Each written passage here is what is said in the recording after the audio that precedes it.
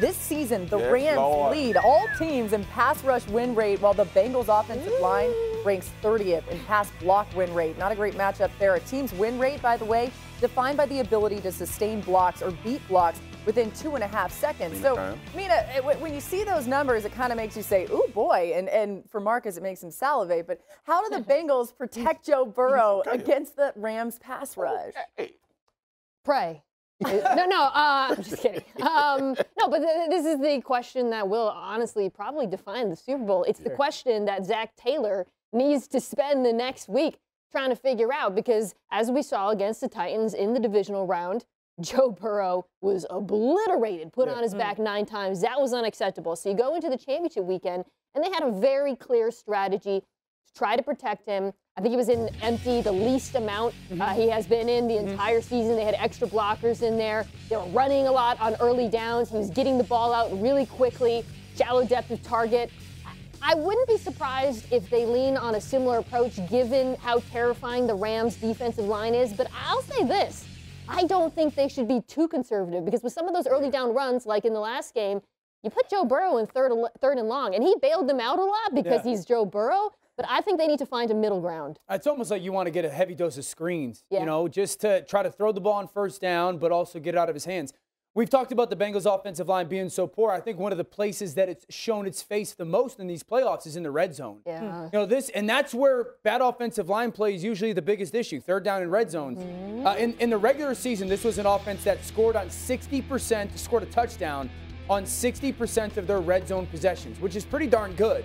In the postseason, they've scored on 36% of their red zone possessions, a touchdown. They've only got 4 touchdowns in 11 possessions. So they cannot beat the Rams if that continues to be the case. So my answer to that is, well, you get 2 weeks to figure out how you fix that, so to speak, in the red zone.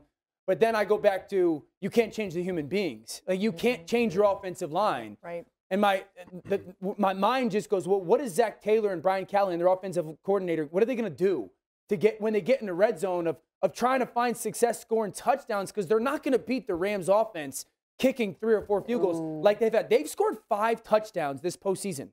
Wrap your mind around that. A team that played 3 games in the postseason in the Super Bowl, they've scored 5 touchdowns. Yeah, I think they need the approach we talked about with the Rams earlier this year when we saw Matt struggling, throwing interceptions, and they got Cam Akers and Sony Michel going. This is a Joe Mixon game to me. And to your point, both of you's point, I don't think it's just turning around, handing the ball off, running zone stretches. It's screen game. It's quick hitters. And they have guys that make plays after the catch. We saw Debo catch a screen against the Rams and take it to the house too. And so you include protection in that.